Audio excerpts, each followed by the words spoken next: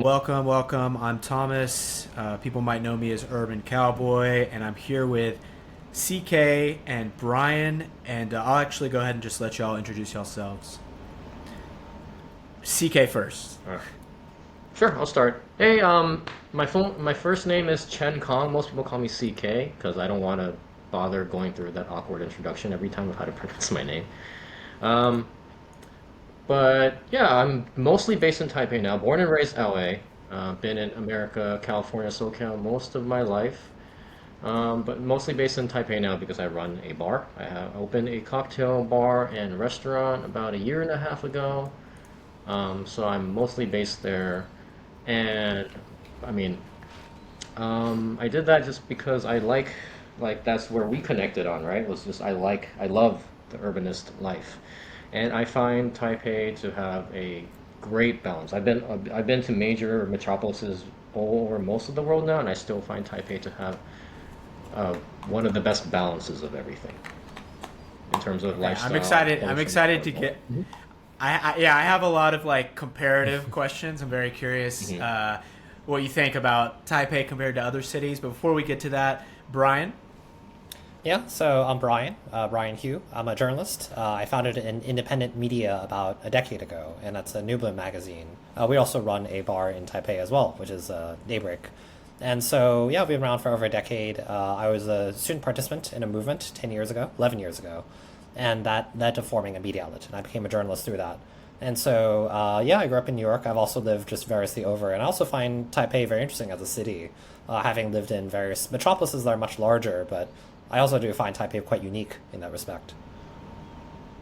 Yeah. So yeah, just kind of jumping right into it. I didn't get to spend that much time in Taipei. I was basically there for a long weekend when I was lucky enough to meet up with CK. Um, and after I did some research, to me, Taipei is an amazing city. Like I have very few complaints, if any. But I did, I guess, notice some people had some complaints. Some people tend to think, I guess, that it's maybe a little more car oriented than I don't know, maybe Tokyo. I'm not sure exactly what they're comparing to. Have y'all heard that? Any sentiment of that like that? What are your thoughts? So the common joke within Taiwan, within both travelers and like local Taiwanese people, is that Taiwan is a pedestrian hell. Because despite Taipei, well, so Taipei is not representative of the rest of Taiwan. All right, Taipei is Taipei. It's I've the also most heard urban, this. yeah, the most international urban city, and I love Taipei. But yeah, there are plenty of parts where pedestrian infrastructure isn't great, and I think this kind of gets into like the Taiwanese personality. Obviously, it's a broad brush stroke, but I think Taiwanese people are excellent pedestrians, like very rule abiding, kind of like you go to Japan and then the light hasn't, there's no cars, and then the light is red, but they still won't cross the street. While like America, New York, they'll just cross the street, no hesitation, right? But then once you put a Taiwanese person behind the wheels of a car on a scooter, they're like speed demons, you know, right? So like it's like when there's consequences or they have to maintain face, they're polite, but then when they don't have to, they just they don't care, and it comes back to like a like Asian like sabudo culture, and sabudo is like it's Mandarin for like it's about right, like it's just like good enough, you know. Brian, does that sound about right to you? Yeah, yeah. I mean, people always talk about that's pedestrian hell, and I always joke that, well, pedestrian hell is other people. And so it does have to do with the driving culture, but also versus walking, and it privileges cars. Until very recently, when fines were stiffened by a great deal, it would be the car that has the right of way and just kind of goes into the crosswalk and you have to wait. Now it's changed a little bit, where the car is afraid to be fined, and so then they let the pedestrians through. But sometimes somebody will still just barrel through. And there's also been even a recent string of incidents where there are fatal accidents, all caused by drivers in their 70s. But at the same time, I think it's kind of in scale, in terms of Taiwan and Taipei specifically. it is, parts of it are not very walkable, but it is walkable in the sense that you go different places and the sidewalk, the texture just changes block to block from storefront to storefront. And so, for example, if you're in a wheelchair, it's not very easy to get around. But then compared to, let's say, Southeast Asia, it's not on that order of magnitude where it is unwalkable and you can only go from car to another place. And so there's that. Which Yeah. parts of Southeast Asia have you been to? Like, for example, Thailand, Indonesia, Philippines, places like that. And those are, of course, these massive cities which you have, particularly Manila and Jakarta, where you have hours of just being stuck in a car every day. And you're getting around by a Grab, for example, and you're riding on a scooter or in a car, and you might be there for quite a while, although it's much easier to get around by scooter. Taipei is also a very scooter city, but it's not on the order of magnitude of Southeast Asia, where you just have all these people on scooters around picking up people and that kind of thing. For example, Uber or other ride-sharing services, they don't offer scooter services in Taiwan. Oh, yeah. Scooters are very popular here in Texas. The way I explain Southeast Asia to people is like in America, we have a lot of sidewalks, but we don't have a lot of density. So you can kind of like walk a lot of places often, but like you can walk and there will probably be a space for you to walk, but there's just not enough stuff close together. Depending on obviously where if you're in New York City, it's different. But whereas in Southeast Asia, it's like they have all this density, but they don't really make room for sidewalks. Like every sidewalk is either a restaurant, plastic chairs and a table, or like it's motorcycle parking. And Taipei is obviously, I mean, for me, I found quite walkable. I don't know. I agree. Yeah. I think it's quite walkable, especially the central areas for sure. Quite walkable, quite bikeable too, and also like the U-bike, the public bike share system. I think last year was it Brian? They changed it to free for the first 30 minutes. It was already dirt cheap. It was like 16 cents, US cents per 30 minutes or something. And they just made it free. And during the cooler months, I love using it. Going everywhere. It's super great. Um, yeah, I find Taiwan to be basically like halfway between Japan and Southeast Asia. Yeah, Yeah, I think that's about yes. right. Yeah, Basically, public yeah. transport Like is still they're pretty developed. yeah, public transport very developed. Clutter, plenty of clutter and scooters, but not as insane and chaotic as Southeast Asia. Um, you know, yeah, that's like the easiest easiest way to sum it up, even though it doesn't cover Yeah. everything. But For me, I know there are other places that have this, but for me, Taipei was the place that had the craziest subterranean or like, I mean, you have stuff like this in, like if you go to Germany and you go to a train station, like there are shops and stuff, but it's to another level in Taipei where there's like this huge mall underneath the city, essentially. Do you guys like that, or do you find yourself down there eating often or hanging out? I think there's like gyms down there. It's crazy. yeah. I love it. I mean, I hate the heat, so summer months are terrible. So it's nice. I mean, you just sort of have to ignore, like, like, I just have to tell myself not to worry about the AC and how much energy it's using because there's no way, like, like a metric kilometer of AC underground is like not consuming just a mountain of resources. It's nice though to like have, right? Um, mhm. Well, I guess since it's underground, maybe there's good like they don't have to cool it that like it stays the same temperature. Hopefully, I have no idea. I'm totally just guessing. Something else. I wonder if you guys have opinions on this. I heard people saying that Taipei was ugly. Now, to me, I thought Taipei is beautiful. I love just like density and like vibrancy, and I think what people are complaining about is that a lot of the apartments and stuff are quite old and it's expensive, like especially for a local, I think. So maybe there's some resentment about that. I don't know. What do y'all think? Brian, yeah, thoughts? Yeah, well, yeah, I think buildings are often old, but then they can be quite nice on the inside. And I think the other factor is that there's just mold everywhere because Taipei is just extremely humid and it's in the middle of a basin and it just rains. And so there's a lot of things that are not much to look at. Another factor is that after World War II, there's a lot of temporary structures, and those structures ended up, in fact, becoming permanent because the Chinese Nationalist Party came to Taiwan after its defeat, expected to stay there a little while and go back, and it became permanent. And so all these temporary structures became permanent. But I find that it really adds to the character of the city, whereas I think if it's much more gentrified, then everything looks the same. We talked about the underground malls earlier, for example, and because of the heat in Asia, whether East or Southeast Asia, I think this kind of model of city is emerging where basically you go through like a mall on your way to another shopping mall, on your way to another shopping mall. That's where people hang out, and that's incredibly boring. But then I think Taipei, though, maybe people think it is ugly, that's in fact the charm of the city. And it prevents things from just becoming this, like a mall where everything is about the same. You go to another mall and it's still basically the same thing. So I think that's something I quite like, actually. Yeah, I Yeah, I think did. No, go ahead.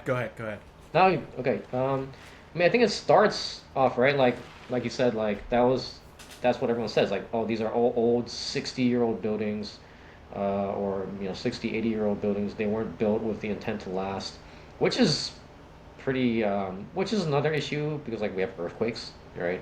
But eventually, like what starts with like maybe practical reasons or something ends up becoming, give it enough time, right? It becomes the culture, right? The shortcuts end up becoming the style. Do you both live in older buildings? Oh yeah, I live in Florida for sure. Yeah. Um, and Like, I what is think a it goes. Yeah. standard? Like, I'm a little bit familiar with like Japanese, how they structure their like real estate, where you get like a 1 LK or whatever. And do Hmm. you know what I'm talking about? Is it Yeah. is it kind of? I mean, I'm guessing it's got to be in the same ballpark of like where a lot of people have smaller apartments. Like, is it a luxury to have a like a bedroom, living room, kitchen?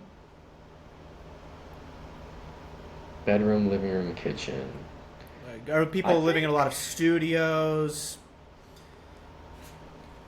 Yeah, I think if you live with other people and you have roommates, that's pretty normal to have a bedroom and living room and kitchen. But if you live alone, usually not. You have a lot of studios, which are some landlord decided to divide up an apartment building and then carve it out into like three different studios, for example. And then you might have a common area, you might not. Each one has a bathroom, but it might just be a bedroom, and so there's that. It's not as small as let's say Tokyo or Hong Kong, though. It's not to that extent. There are some pretty Oh small yeah. areas. I've seen some horrifying apartments too that are basically geared towards very young college students that have no idea what they're getting into, and there's no windows, so if there's a fire, it's a death trap. But it's not on the level of, let's say, the coffin homes of Hong Kong for sure. Oh yeah. No. Yeah. Um, Also, like kitchens, especially for like student or like young single people living, most places don't really have much of a kitchen, if at all. Mhm. Like most people might have like a burner, and just because dine out culture, like takeout culture, eating outside culture is so widespread and cheap in Taiwan. Like going to a market, buying raw ingredients, coming home, prepping it, cleaning up, and tossing it all out. Not necessarily cheaper, for sure. A lot more time invested than like just going to your corner shop and buying some, pork rice or some street food. You know, so Yeah. yeah, Um, sure. Mhm. yeah. I know when people move to Japan, Americans, they're always like shocked about like the level of. I think a lot of places don't even have like a stove, so you don't really bake things. I don't know. Mhm. Yeah, no. Yeah, ovens are not. Wait, are you talking about stove or oven? Because ovens aren't standard in Asian Oven, kitchens yeah. for sure. Yeah, yeah, yeah. The big American style where you can roast an entire turkey for Thanksgiving. That's the biggest thing I miss when I'm in Taiwan in my kitchen is just having a big, yeah, so I can like roast a big, lump of meat and have friends over. But that's also not common. Like a big roast, like a giant chunk of meat, isn't very common in butcher shops here and markets. Mm. It's Yeah, I small Do also, you I stuff. also find feel. yourself do you find yourself missing space? I always find this is way overblown by Americans. They're like, oh, I need my giant yard and all this Hmm. stuff. Do you find yourself missing that or wanting more space or not really? Me myself, no. What about you, Brian? I think not really. Yeah, because you have to take care of a yard and so forth. But I think that actually what happens in Taipei, particularly, or other cities, is that people end up outsourcing the space that in America you have at home to outdoor spaces or businesses. So you might go to a coffee shop to hang out with your friends because you don't have a living room, or you go to restaurants and eat out, and it's actually usually cheaper to eat out than to cook sometimes. And so parks, they're not a lot of huge parks. There's a few, but then there's like the small parks that integrate into kind of everyday life, and I feel like that is a way of outsourcing some of these functions that I think for America it's all at home. Yeah, it's pretty Oh common my to see gosh. like a tiny neighborhood park, you know? Um, and then you'll see like old people just chilling there in the evening. They'll have like weird workout devices for old people to move there, you know, to move, they have like, you know what I'm talking about, Brian? Like, Exactly, yeah, yeah, like yeah. running Yeah. or stretching, or you might see them dancing in the park.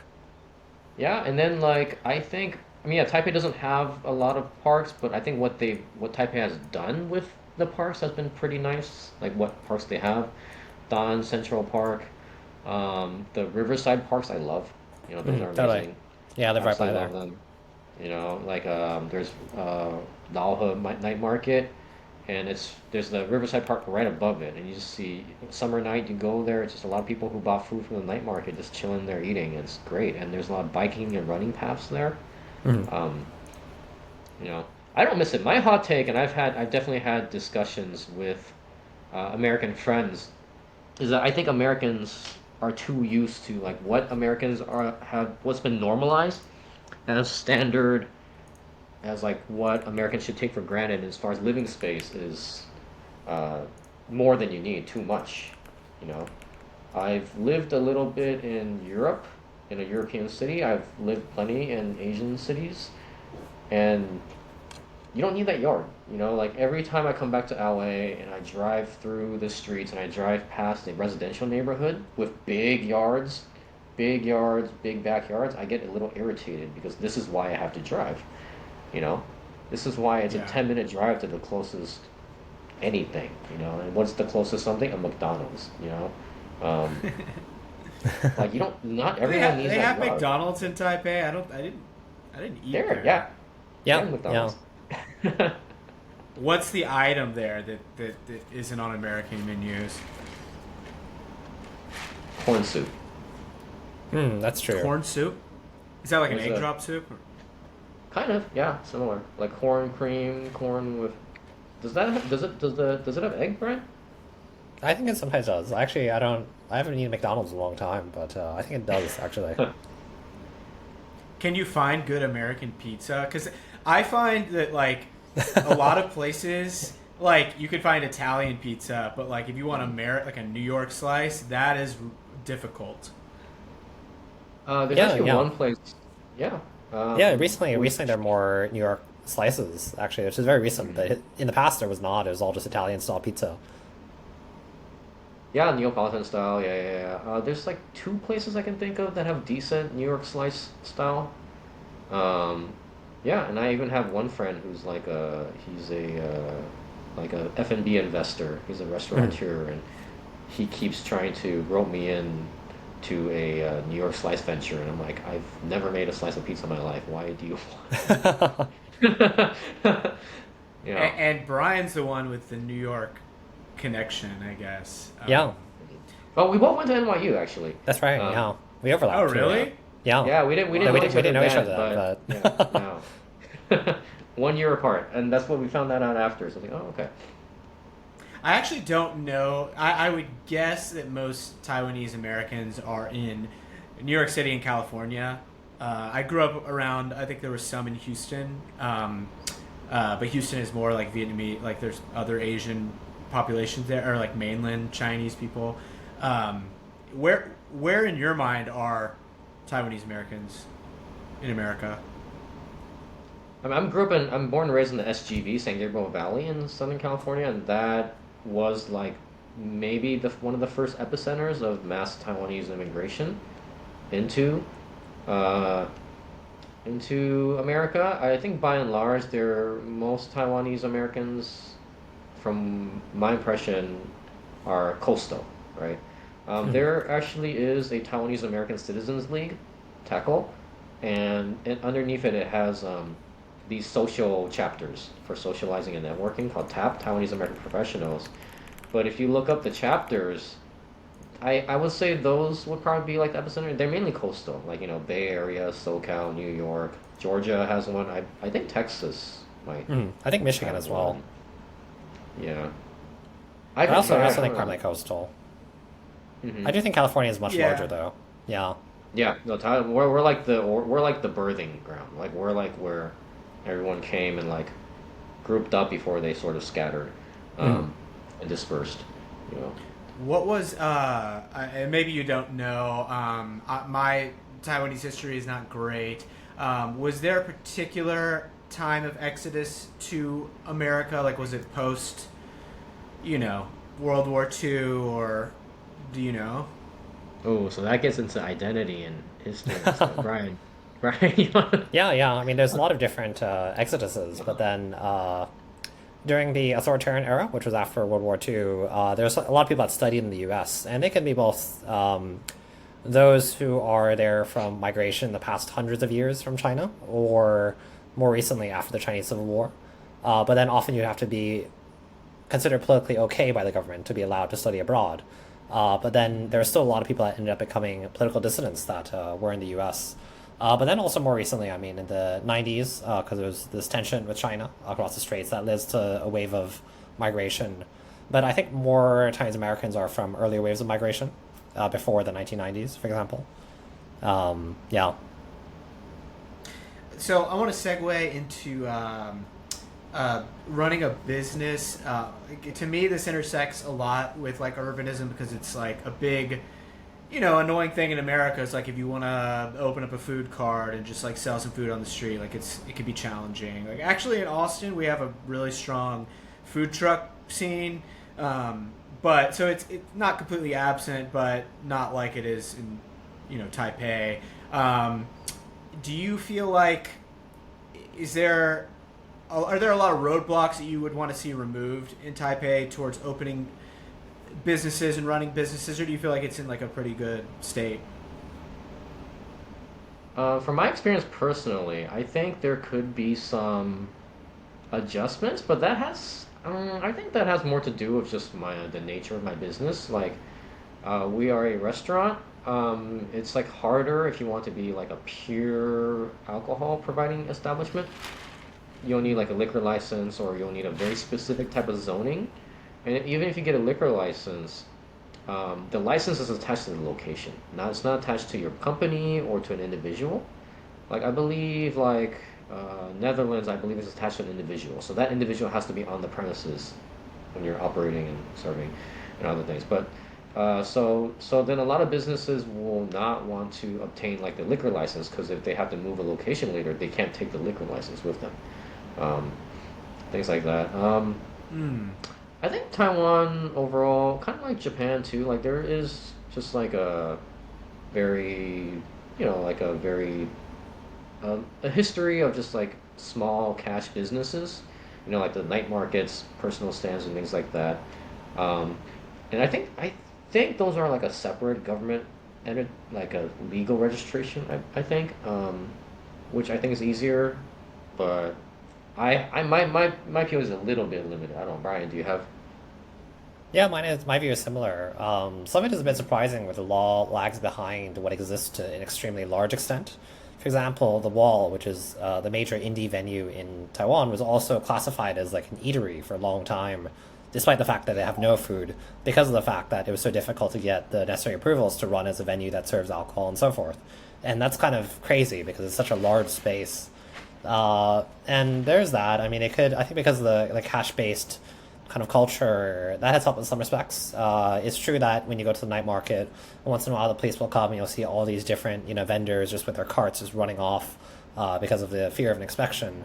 But then there also is the bureaucracy. I think, I don't know, some of it can be kind of stupid. For example, I'm a bit tired of filing taxes and then finding that the government has changed their UI of the uploading receipt system yet again. And I'm just like, it was fine before. Like, just you can, if you want to give it a fresh coat of paint, that's fine. Just don't move around like the functions I use on a monthly basis. stuff like that. But then I think it's overall okay. I think the barriers are lower than other places. I mean, it's not like, a lot of cities you're dealing with like insane amount of regulations, and so there is that. Yeah, Yeah, and San that's Francisco that's. seems crazy. Mhm. Like I'm sure you'd rather be running your business in Taipei than trying to open up a. I know there was some like noodle restaurant that was trying to open up in San Francisco, and they were like, "Yeah, I don't know if they were exaggerating this for PR, but they were like, we spent like $500,000 just trying to, you know, figure out the regulations." Wow, that's more than my initial investment to open a place. But I mean, it's also, yeah, I mean, cost, right? Cost. I think it's kind of like back to what I said about like the tabutor, like the good enough mentality in Taiwan. There is a lot of gray area legally in Taiwan. Like kind of like, okay, if you're not caught, then it's fine. Um, there's plenty of like restaurants, F&B establishments that definitely have like some additions or construction that's not up to code or is illegal, but then it was like grandfathered in, maybe because like the previous tenant did it and it was never discovered. And then when like an inspector comes in, they'll be like, "That's illegal, but just don't touch it anymore because they can't. It's already been done." So like kind of like a no harm, no foul kind of deal. Um, yeah, it's very lot of gray area stuff going on. Um, Mm-hmm. yeah, that's been my experience. Yeah, and just it's about like a quarter the cost to open something, maybe, or maybe even one-fifth the cost to open something in Taipei versus a major American city, maybe even less. Yeah.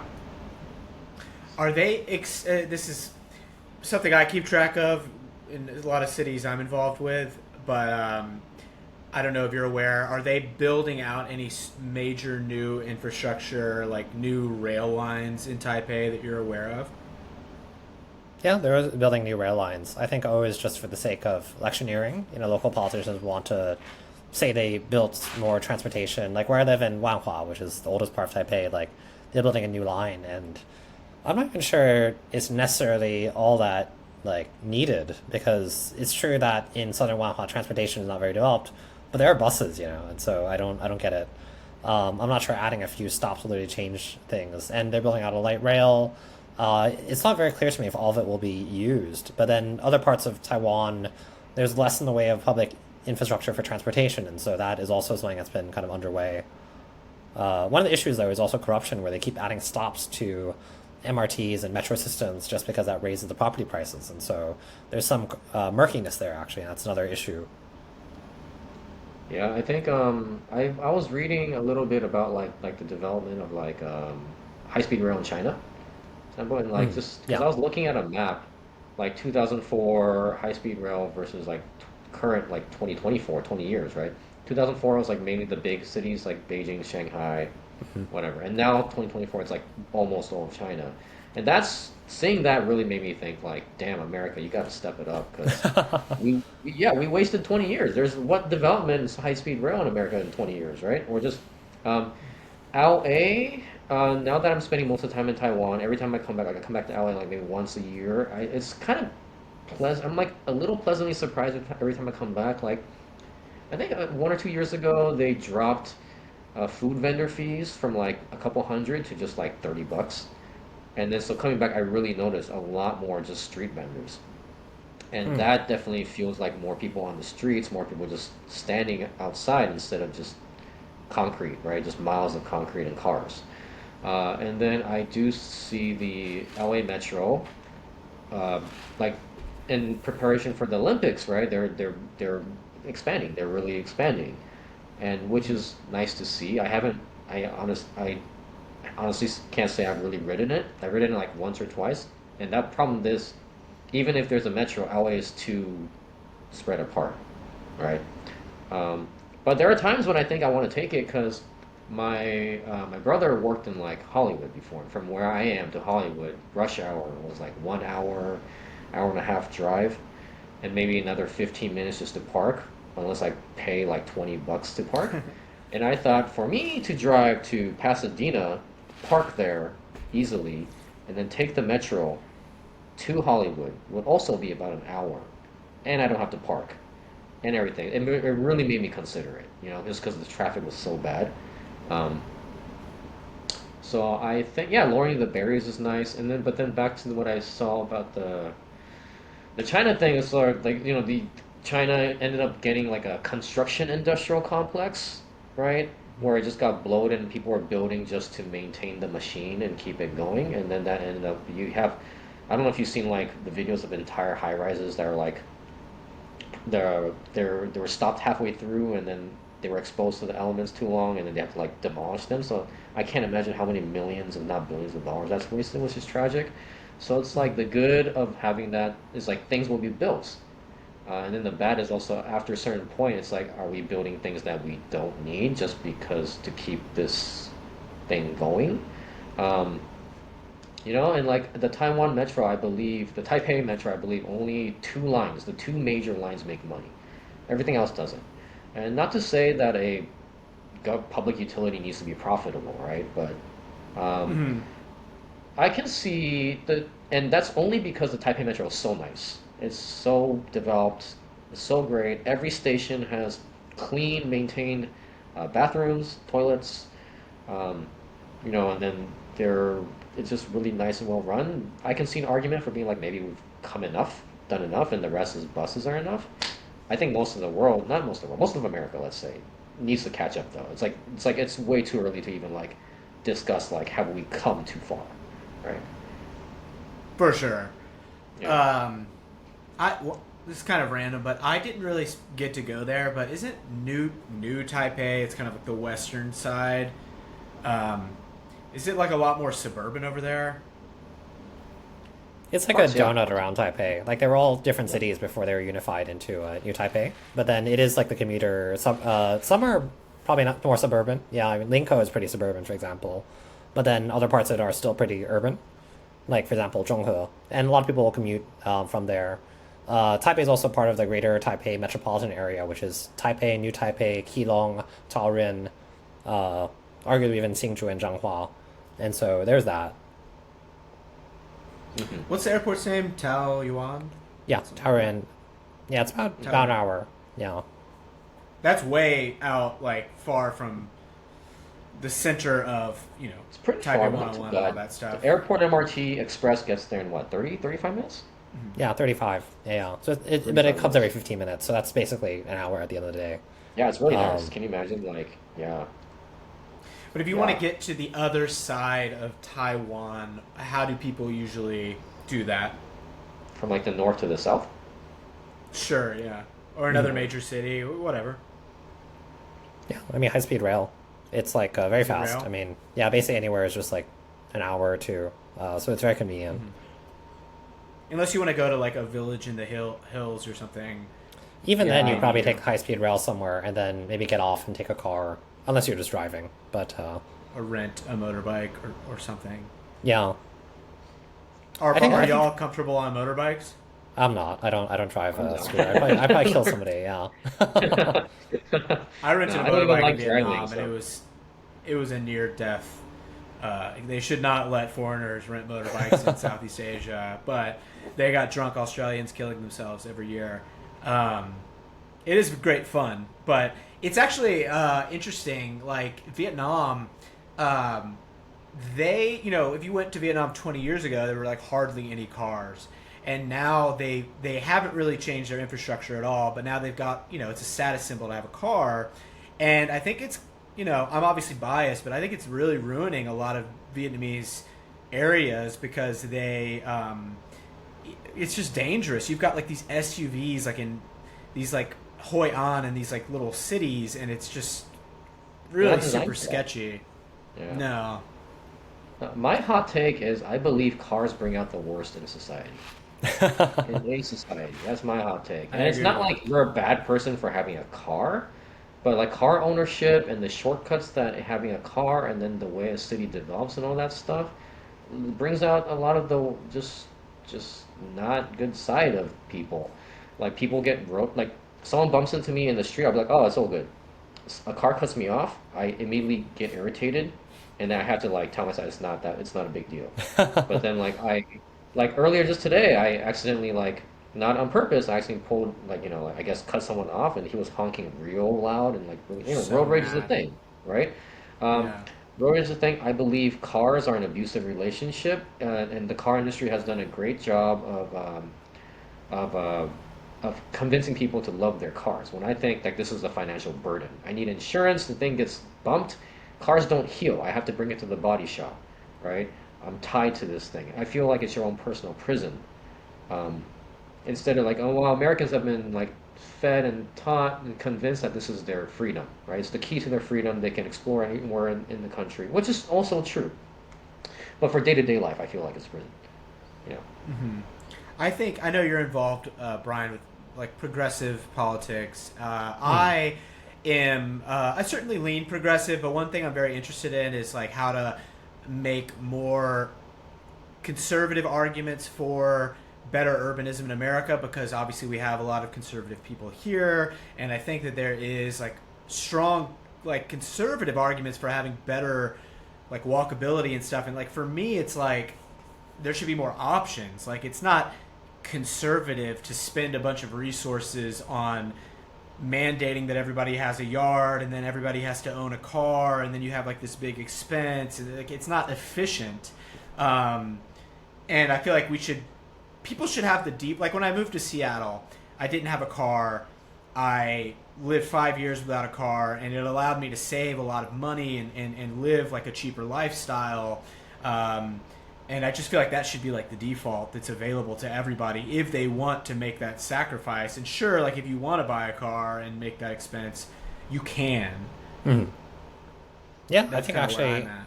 yeah, in Yeah. Taiwan, I feel like there's not a lot of arguments about that actually between the left and the right, or the two major political camps. Both are pretty okay, I think, actually, with building up urban infrastructure, but also I think healing the kind of urban-rural divide as well, because rural places have less resources.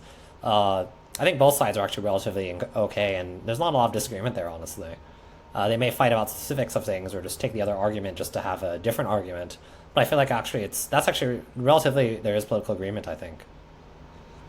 When it comes to cities and like the city Yes, structure.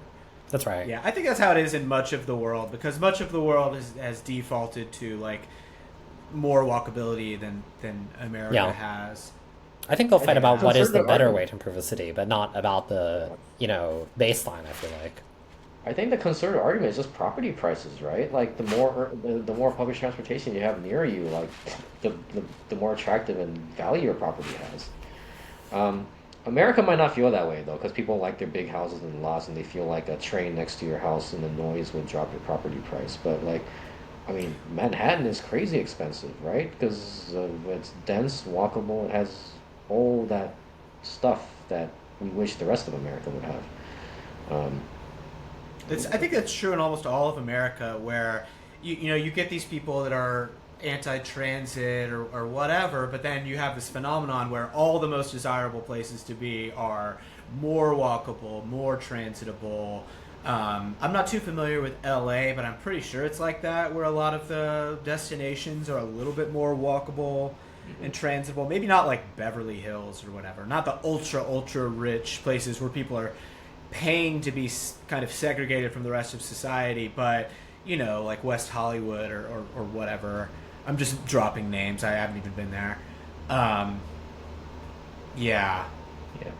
I it's have a bit of a shame. yeah. I was talking with someone. Someone came to my bar like a few months ago, and he was from Seattle.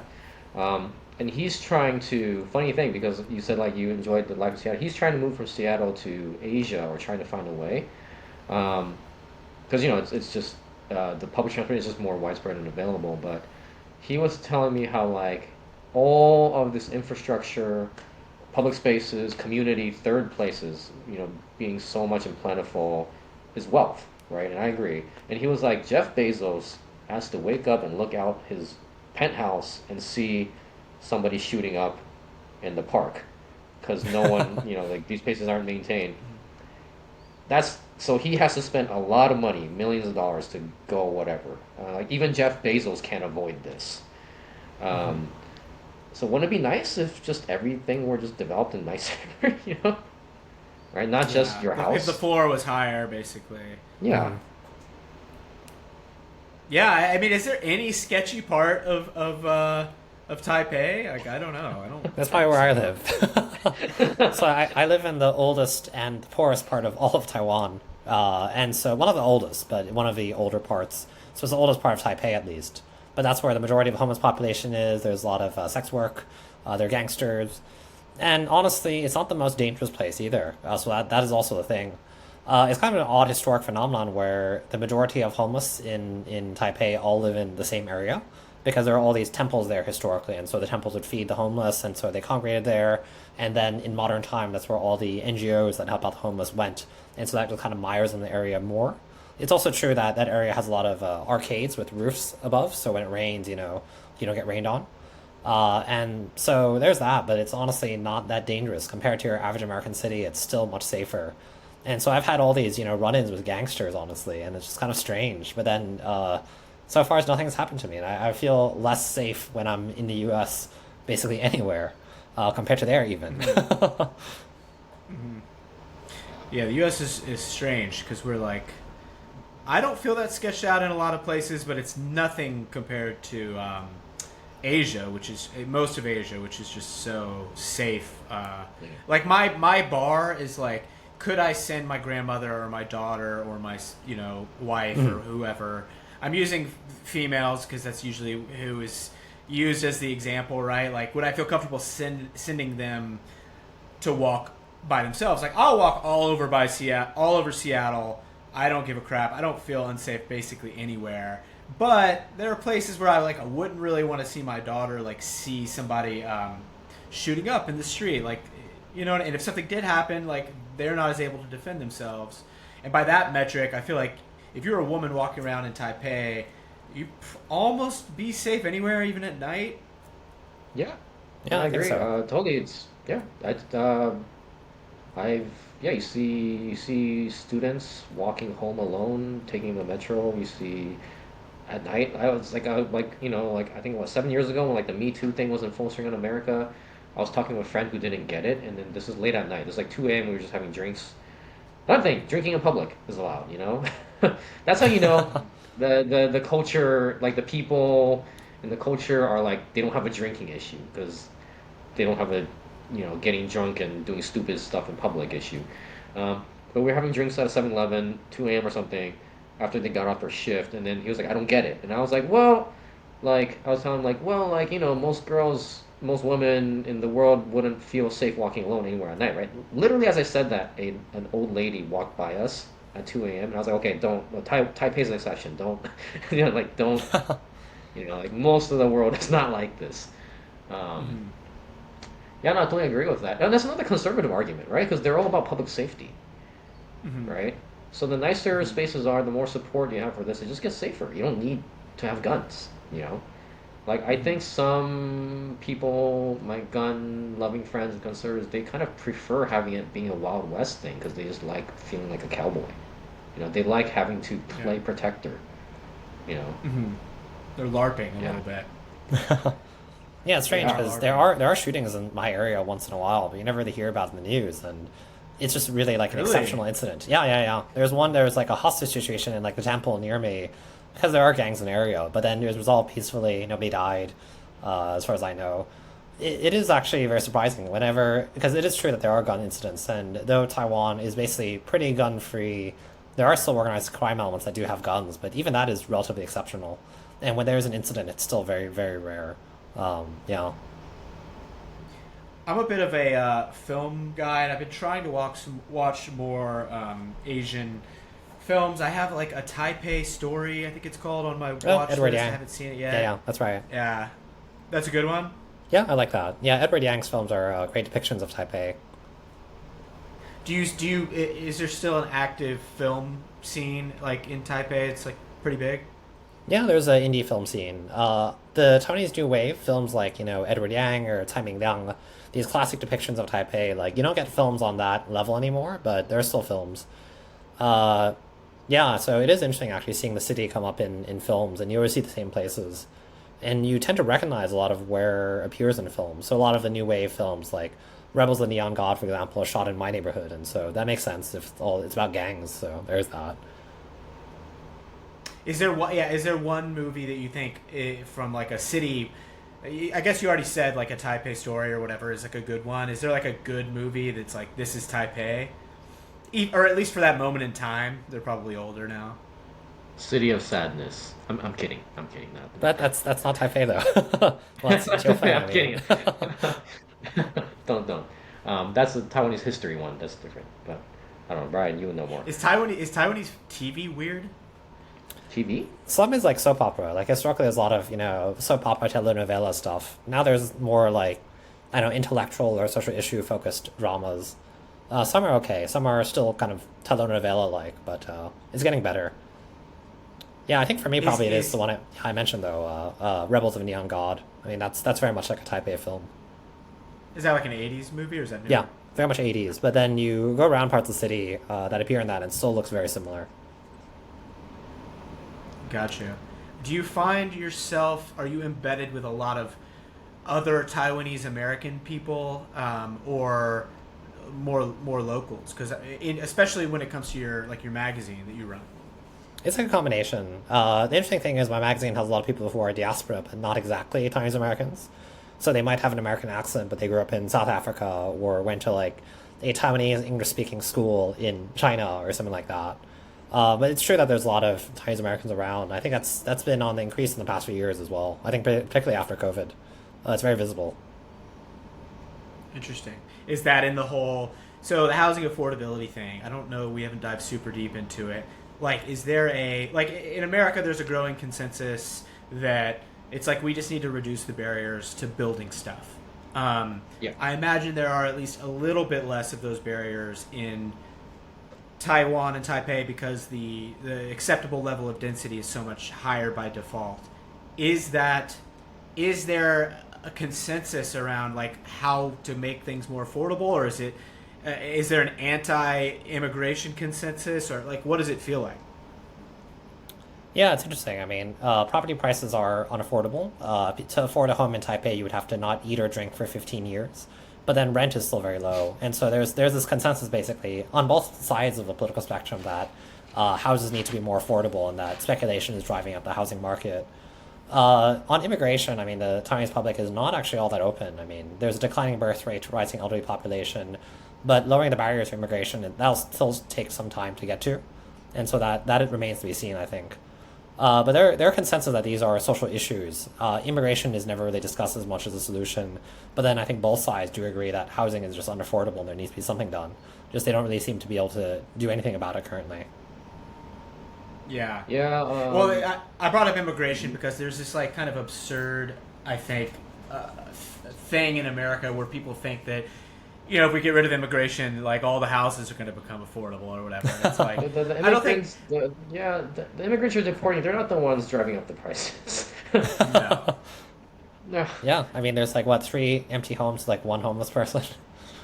Mm-hmm.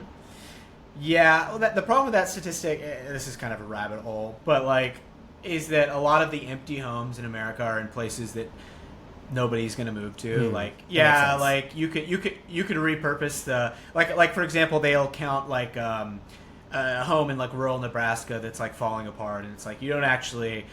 We can't just send a homeless person to rural Nebraska and be like, here's your decrepit home. I guess live there if you want. But that just made me think because that's what the UK did with Australia, and now Australia is doing With the pretty well. prisoners. So maybe it just takes 2 generations. You gotta just dump him somewhere terrible and give him resources. That'll be a potentially very inhumane social experiment. Yeah, I mean that's a thing. Like Japan has the Akiya, so like the empty houses in much of rural Japan too. Italy has that too, right? Plenty of rural places. Taiwan is just so. I mean, Taiwan has that too. Everyone has that. Yeah. And, I mean, Mhm. it's about as bad as Japan or South Korea in terms of the fertility rate, right? Yeah, absolutely. Maybe even worse. I think what I heard was that because Taiwan's not official, there's no official figures for it. But if you actually like look at the data, it's like worse. Okay. What do you think? Is it the usual thing where it's like women are becoming more professional and like people just don't want to have as many kids, like kind of just Yeah. that There's that. diagnosis? Also, Brian. Brian, come back. oh, now it works. Yeah, it's starting to cut out suddenly. Okay. You cut off It's right all when you good. said a woman, what demographers saying women something. Yeah. So according to studies by demographers, that's another factor in women not having children, just the extreme amount of family pressure. And so that is also thought to be the case. Interesting. Is there any Yeah, kind of Germany has like these like free daycares? They're hard to get into. Is there a similar thing? I think not really currently. I mean, there's attempts at Not more really. childcare services, but it's really not catching up, I think.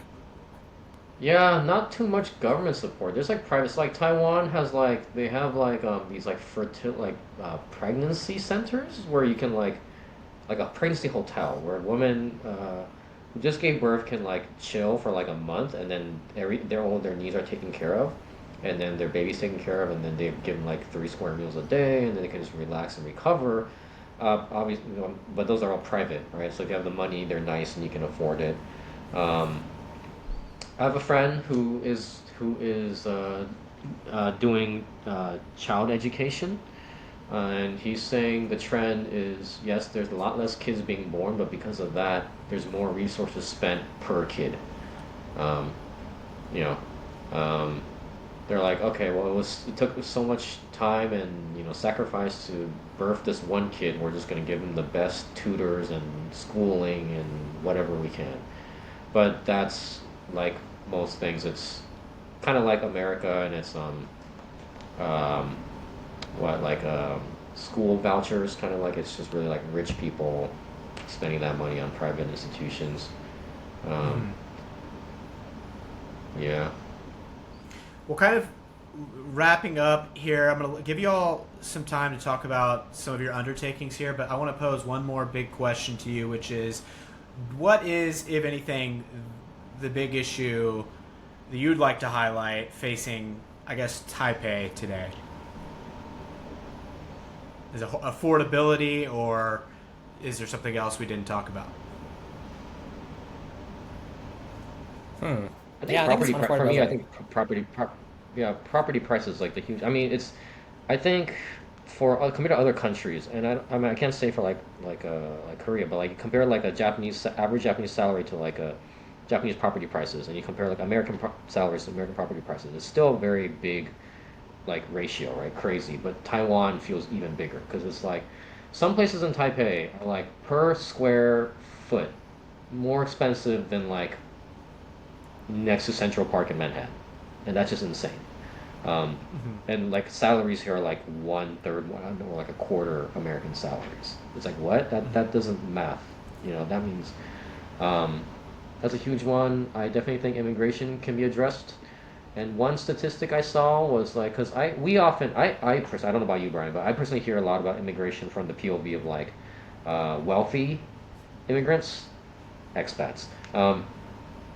So, like, and then they're like digital nomads and that kind of stuff. And then there's quite a few, like, like Westerners who've married Taiwanese spouses who complain about getting citizenship or like permanent residency, or not being able to achieve, let's say, dual citizenship or full rights, which I agree is an issue. And so for a while, I used to think like, oh, there's so many like Westerners in Taipei having this issue, we should fix this.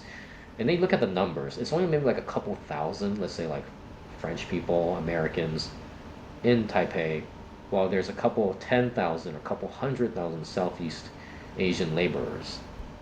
And then that's when I was like, oh, maybe it's just a racist thing.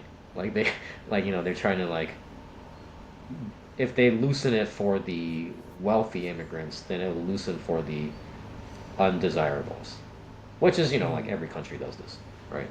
Um, but I think it should be considered, you know? Hey, Brian, you on the same page, or is there something we didn't mention? Yeah, I think so. I think the unaffordability of housing is really a big thing, and I think that prices are rising. I mean, inflation has not affected Taiwan as much as other parts of the world, but that wave is coming. There's a lot of economic instability in the world that will also affect Taiwan with tariffs and all that. And so I think that is a question. I think just how to there's agreement basically that there's a need to shore up the social safety net on both sides of the political spectrum, But then property prices has been really hard to address, and that's still a challenge, I think. And so how to change that, I'm not too sure actually. So yeah. Do either of y'all have like a game plan, or do you even have a desire to, like is owning your home, is that like a something you really want? And if so, do you have like I'm gonna go buy like a cheaper home in like some other part of Taiwan? Like, is that something that you would do? So for me personally, I think the ratio of property price to rent is so insane in Taiwan that I just rent. Yeah, You I know, agree. Yeah, I um, think I'll just rent. like, I don't want to take out a 30, 40-year loan for a house that by the time I own it, it's 40 years old at Mm. best, and at worst, it's like 100 years old because it was a 60-year-old building. You know, Mm-hmm. um, that's an issue, and the government is unwilling to adjust it because I think that's an issue with like a small population, small government that like a lot of the money and the politicians might be intertwined. So then they all know that if property prices drop, or like they're all gonna uh, hurt from it. So then they're just very not trying to, yeah, and it's exacerbated. It's what it feels Yeah. like. Hmm. Well, before we go, I would like to give you. I don't know, CK, if you want to plug your business, and Brian your magazine. CK, you can go first. I think it. Sure. I'll just say first of all, I've been to your bar and it's amazing. So Thank you. Uh-huh. Yeah, so my bar is called Nisei. Nisei is Japanese for second generation or two worlds, and this comes from myself. I speak Japanese also, and that's a whole other thing about Taiwan history and Japan and that kind of stuff. But yeah, because we are like second generation immigrants, and it's about like the meeting of two worlds. So that's sort of the theme and what I want to push. I love it whenever I'm at the bar and then someone new to Taiwan comes and I can introduce them and talk to them about the culture and the history and then recommend them places. That's what I did when you arrived. Sadly, it was the last day you were in Taiwan, so you had to catch your flight after that. Um, mm-hmm. but yes, I love the intersection, culture, food, and how that all manifests in itself. But yeah, so Nisei, Nisei. We do cocktails, we do a full food menu. It's all I hope it's decent. So yeah, come check us out. I love. Okay, I can't get it to show up. I love Taipei so much that I put it as one of my time zones on my phone, just to kind of like remind myself because I want to go back. And also, I like to just be aware of like what time it is in that part of the world, and just like kind of remind myself. Um, a little random, but yeah, Brian. Yeah, so I run a New Bloom magazine. So New Bloom, NEWBLOOM at mag.net. We also run a physical space in Taipei for events, so we do talks and discussions and things like that. And so yeah, we write on Chinese politics and social issues. It's been around for 11 years. Are you? Is that a difficult line of business to be in Taiwan, like media?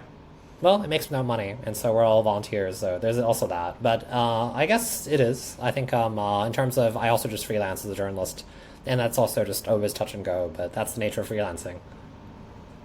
Do you write in Chinese and English? Mostly in English. I write once in a while in Chinese, but it's usually more like a longer essay or something like that. But my writing is not really all that great in Chinese. Word. And the way I Um, like to, yeah. no, go ahead. Oh, sorry. Do you have time left, or I was just joking. Yeah, Like the I'm way good. okay. The way I introduced Brian to all my friends, so I was like, oh yeah, whenever like he's a journalist, covers politics and all this, and whenever China does something to Taiwan, he gets interviewed to like give the POV. It's always like, oh hey, it's Brian's on the news again. What did China do? Um, that's another thing. I would like more and more. I mean, back to the immigration really quickly. Just I would like more and more people international to Yeah. come to Taiwan just to raise awareness, people to learn about us, and like check it out, check us out. Don't just. I would love for more people to, when they hear Taiwan, they one don't either think Thailand, or and two they don't just think, oh, when is China invading? Like, I always joke with my journalist friends, like I go like, you bastards, like, can you write an article without mentioning China? Um, because it's almost like someone introducing you as your ex's ex, not as your own person. Yeah. Yeah. I think just from a lot of Americans, Taiwan is a very distant, remote place, and the only way they know about it, if they don't have some kind of connection to it, is through the global politics piece. One of my best friends is married to a Taiwanese American, and he's from Nebraska, and his parents, I believe, when they first heard of, they heard Taiwan, they're like, oh, they thought it was Thailand. I would encourage let me know if you disagree, but like I would encourage everybody to visit Taipei. Like it feels like millennials have aged and now they have pocket money, and now every millennial American loved Japan as a child, so it's like, oh, I gotta go to Tokyo. And I feel like Taipei is such an underrated like alternative. I don't know if it might not be cheaper or anything, but it is like a cool other thing that you can do other than just going to Tokyo, or Japan. I totally agree. I think it's worth checking out. And like, can't wait for you to come back so I can like give you some more shots. Yeah, look me up then as well. That was good. Yeah. Feel free to cut out. I'll be back for sure. Yeah. Feel free to cut out the China bit if it's a little too political. No, it's okay. I'm actually surprised we didn't get that. We didn't really get that edgy. But yeah, I'll put y'all's information in the whatever description or whatever, and I highly recommend you follow. Brian? Do you think your magazine is it's probably interesting even for people who are not like deeply embedded in Taiwan, right? Yeah, I hope so. Or I think so. I hope so. Yeah. It's pretty politics focused, right? Or no? Yeah, that's right. Yeah. Okay. He also so just released his like me, you'll like it. novel. Yeah, I wrote like a fiction novel. What Came is out in January. It's about like pitch? social events in Taiwan and also in Japan and the US as well. So similar topic. Oh, very cool. Very cool. Okay. Well, thanks, y'all. Until next time, and there will be a next time. I appreciate y'all coming on. All right, thanks a lot. Have a good one. Yeah, thanks so much.